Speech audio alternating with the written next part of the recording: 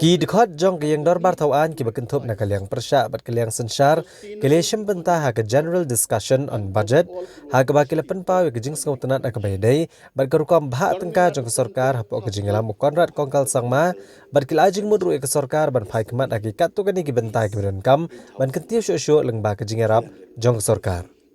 Na kaliang UMLE kanong ston yuba Macmillan bersat ula kentui ke sarkar ban phai kmat lem syakathan West Khasi Hills. Namar kade ke jaka ke belong pedeng ha ke jela. Bar ula dawaru ban aino dis ya ke distrik ya ke Mairang. I request the government of the day to kindly take appropriate measure for the early resuming of regulated coal mining in the state of Meghalaya. Taking into consideration the observation made by the Honorable Supreme Court via Order 3rd of July 2019. And number 2, improvement of Nongstoin Town Road and to expedite the Nongstoin Urban Water Supply Scheme. Mr. Speaker, sir, number 3, construction of a new school building for Sip Singh Memorial Government Higher Secondary School, which is one of the oldest school in Meghalaya. Established in the year 1857 during the British government. Number 4, shortage of equipment at Civil Hospital, Nongstoin, light X-ray machine, scanning, ultrasound, etc. Number 5, upgradation of Nongkenjang Sub-Center to Primary Health Center. This sub-center has been approved by the government, but now we are still awaiting the sanction from the government. And number 5, Mr. Speaker, sir, to expedite the construction of the Eklavya School at Nongstoin. Number 7, to kindly take up appropriate action that JJM and PMGSY could be taken up in the census town. Since for the last 1 year, after the introduction of the JJM and PMGSY scheme, it could not be taken up within the census town. Therefore, I request the government of the day to kindly take up this action with the government of India for this scheme. Number 8, Mr. Speaker, sir, I request the government of the day, through you, Mr. Speaker, sir, to kindly take appropriate measure with the Autonomous Council for codification of the land tenure system of the Khasi, Jaintia and Garo. Because this council, they can exercise under Para 3(1)(a) to codify the land tenure system of the Khasi, Jaintia and Garo so as to protect the interests of the tribal people of Meghalaya. I give my special thanks to the Honorable CM of this council, through you, Mr. Speaker, sir, because they have already initiated for the codification of the land tenure system of the Khasi within the KHADC. Menteri rang ba kejela Konrad Kongkal Sangma ulong bahagi ni gilai senam giblalet ke sarkar kala persang banpet bagi kampen roy kimdei bandlong tang hegi jakasor ni ginong ba. Nrai kala phai khmat bahas ki thanong kondong. Ulong ba kejeng plut ke sarkar jela hagan ke senam mang tengka kandai ke baheta mah history jong ke jela. Bagi senam giblalet am shemla penlut bon ke pisah bagan ke sarkar kanele ban penlut bon ke pisah hagi ni ki senam banwan.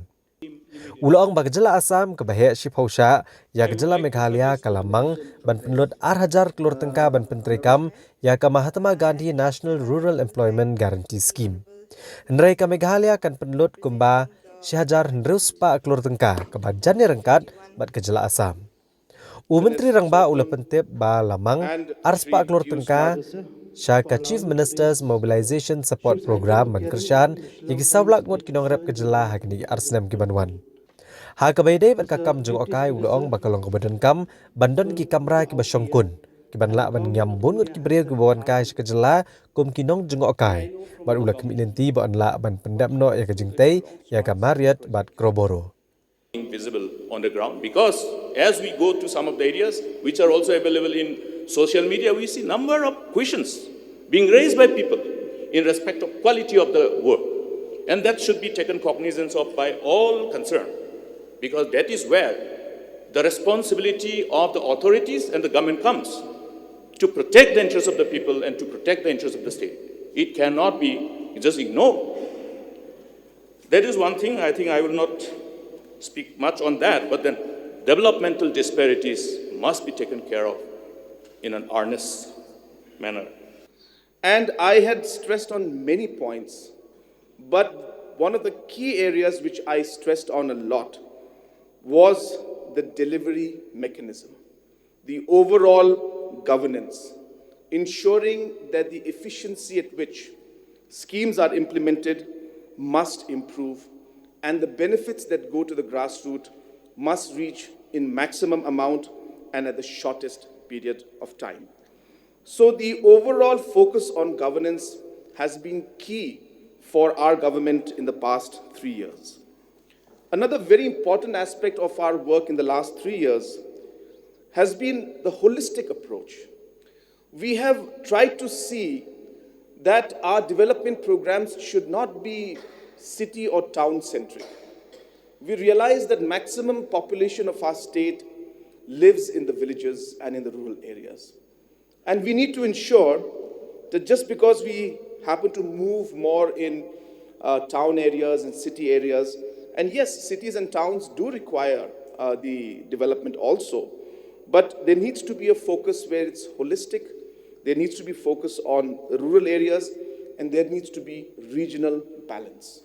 So we have always maintained that areas which have been neglected in the past, for whatever reason, should not be neglected in the coming years.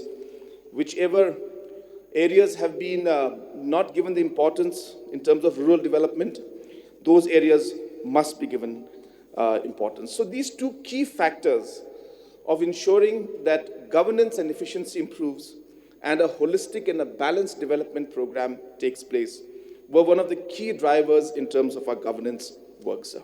Apart from PMGSY, let me also inform the House that the JMM has been really effectively implemented at the grassroots level. Now, we had a budgetary allocation of approximately 172 crores in this financial year.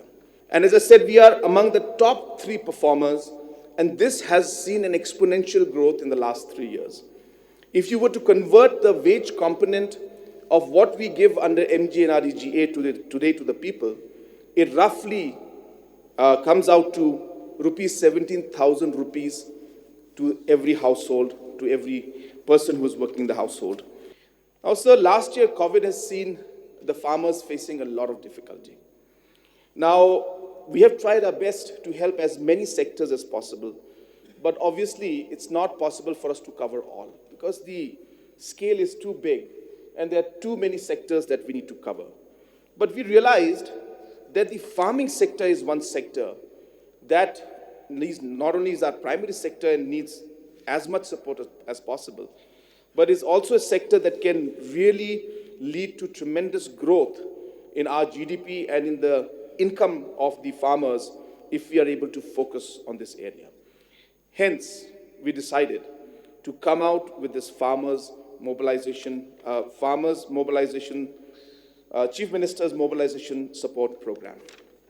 Now, through this program, what we intend to do, sir, is that we intend to give each and every farmer 5,000 rupees, provided these farmers form producer groups. Now, what do the farmers face at the grassroots level? They face a problem because they don't have the scale. Now, somebody just grows and he manages to grow 2 kgs, 5 kgs, 10 kgs, which is not enough for him or her to have that kind of a weight to negotiate with the buyer. So therefore, if 5 or 10 farmers come together, they can create a much stronger lobby.